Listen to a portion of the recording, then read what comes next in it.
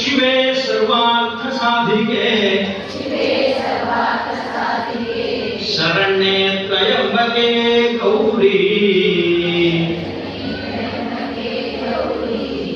ನಾರಾಯಣಿ ನಮೋಸ್ತುತೇ.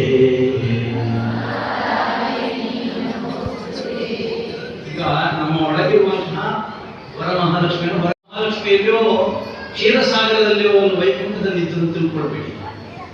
ನಾವೆಲ್ಲ ಸಾಮೂಹಿಕವಾಗಿ ಇಲ್ಲಿ ಪ್ರಾರ್ಥನೆ ಮಾಡಿ ನಮ್ಮ ಒಳಗಿರುವಂತಹ ಲಕ್ಷ್ಮಿಯನ್ನು ಹೊರಕ್ಕೆ ತಂದಿದ್ದೇವೆ. ಪ್ರತಿಯೊಬ್ಬರ ದೇಹದ ಒಳಭಾಗದಲ್ಲಿ, ಪ್ರತಿಯೊಬ್ಬರ ಆತ್ಮಕ್ಕೆ ಸನಿಹದಲ್ಲಿರುವವಳೇ ವರಮಹಾಲಕ್ಷ್ಮಿ. ಆತ್ಮ ಅಂದರೆ ಪರಮಾತ್ಮ, ಅವನೇ ಮುಕುಂದ. ನಮ್ಮ ದೇಹದ ಒಳಗಿರುವಂತಹ ಮುಕುಂದನ ಜೊತೆಯಲ್ಲಿರುವವಳೇ ಮುಕುಂದ ಪ್ರಿಯೆಯಾದಂತಹ ವರಮಹಾಲಕ್ಷ್ಮಿ.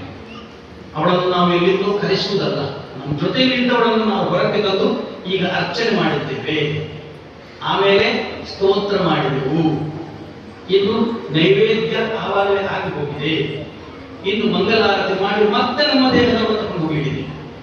ಅಲ್ಲಿಯ ತನಕ ನಾವು ಚೈತನ್ಯ ಪೂರ್ಣರಾಗಿರ್ಬೇಕು, ಚೈತನ್ಯ ಸ್ವರೂಪರಾಗಿರಬೇಕು. ಅದಕ್ಕೆ ಸ್ವಲ್ಪ ನಾವು ನೋಡಿದೆ, ಸ್ವಲ್ಪ ನಿದ್ದೆ ಬರೋದು ಯಾಕೆ ಬೇಕಾಗಿತ್ತು. ಅದಕ್ಕೋಸ್ಕರವಾಗಿ ಹೊಸ ಪ್ರಯೋಗ ಮಾಡಿಕೊಂಡದ್ದು. ದೇವರ ದಯೆಯಿಂದ ಬರುವ ವರ್ಷ ನಾನೇ ಬಂದರೆ ಇದರ ಇನ್ನೂ ಸ್ವಲ್ಪ ಜಾಸ್ತಿ